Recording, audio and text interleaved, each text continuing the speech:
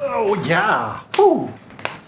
What it is, guys? What's going on? Man, I'm having a good day because it's bright, blue, sunny sky day, which is perfect for a couple of things, which is number one, I gotta clean my bike. I got rained on last night. You know, riding a motorcycle with 30 seconds in the rain. You're drenched. And the best part of it is you're drenched in the front. And in the back, you're just like super dry. So it's not a nice feeling, but I gotta clean my bike. Yep. The second thing is I'm gonna be going over the GoPro Hero 7. Where is it? Where's my GoPro Hero 7? I don't know where it's at. Got it. Yep. So GoPro says it's a gimbal killer. First, let's strap this onto the motorcycle, onto my helmet or something, and let's see how smooth it is.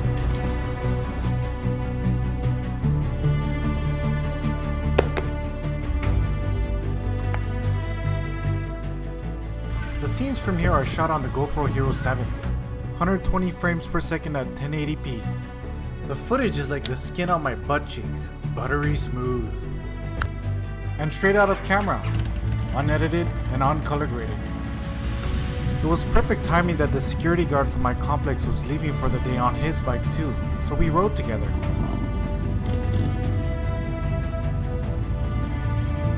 The road was quite bumpy, with patches of gravel. As you can see, the footage wasn't affected at all. It looked just like a gimbal.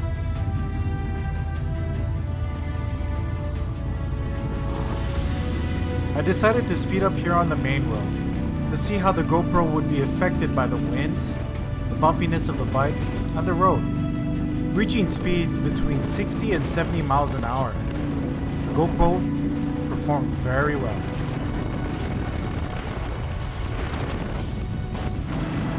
The stabilization on the GoPro Hero 7 is nothing short of phenomenal. It's great, I love it. However, it is a digital stabilization, so it does have a 10% cropping. More reason to shoot at a higher resolution and frame rate. What I don't like is the footage looks overly saturated and overly sharpened.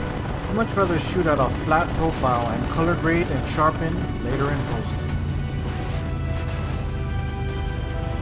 So what do you guys think? Is this stable enough for you? Leave your comments below.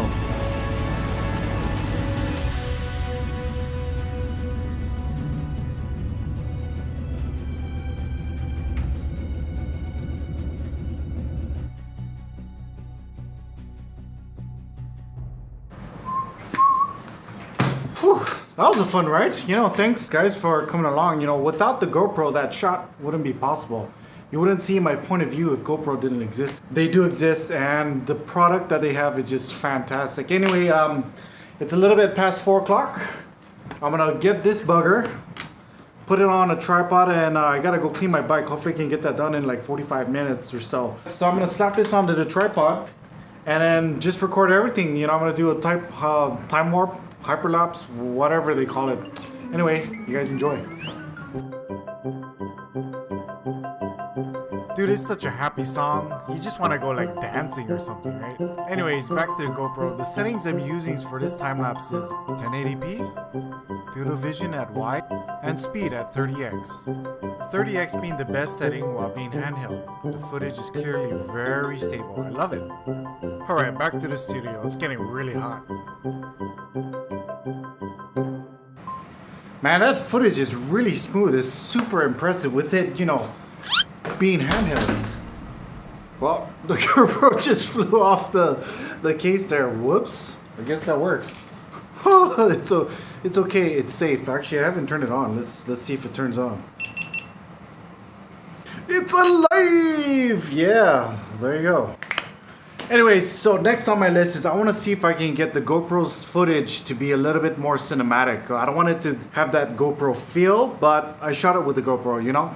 I don't know, you catch my drift. So I think I got about 45 minutes till sunset, 15 minutes to get to the location where I want it to be, 30 minutes to shoot. Hopefully it's creative and I'm just gonna work with what I have. But I will shoot on a flat profile on the GoPro, and then I am gonna color grade this footage in post.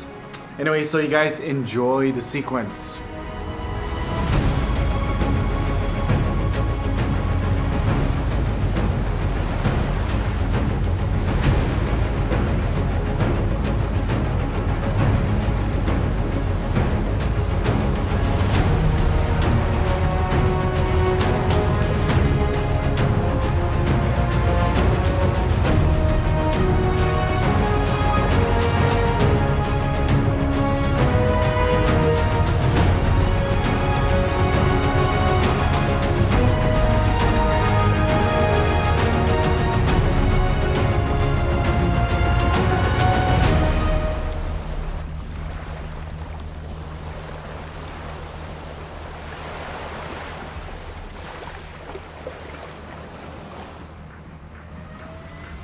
Yeah, you like that slow-mo? Oh man, I love the slow motion on this GoPro. 2.7K at 120 frames per second. Superb, fantastic, phenomenal, spectacular, absolutely amazing. Anyway, there's so many words that I can use to describe that. I just like slow motion. However, the footage can be color graded to a minor extent. If you do heavy color grading, the image will get really noisy, and you start getting artifacts, which I do not like. So the GoPro at the highest and best setting shoots at 4K at 78 megabytes per second, which is not much information. Canon shoots at 100 megabytes per second, Sony 100 megabytes per second. It's just slightly less than those DSLR cameras. So that is as far as color grading and information. You can't do too much to it, but you can do some minor tweaks and adjustment, just like what you've seen on the footage earlier. Now the question that I get asked quite often is, should I get the GoPro Hero 7? I have several of my friends ask me, hey man, should I get the GoPro Hero 7? And for me to answer that question is, I think anybody should get the GoPro Hero 7. I think it's simple enough to use for everybody. All you need to do is just hit the top button there to just hit record, and it'll start recording. You can set it to video or photos or time lapse, entirely up to you. The GoPro is that simple for everybody to use. Now you can shoot in different frame rates, different resolutions. For me personally, I shoot at 1080p.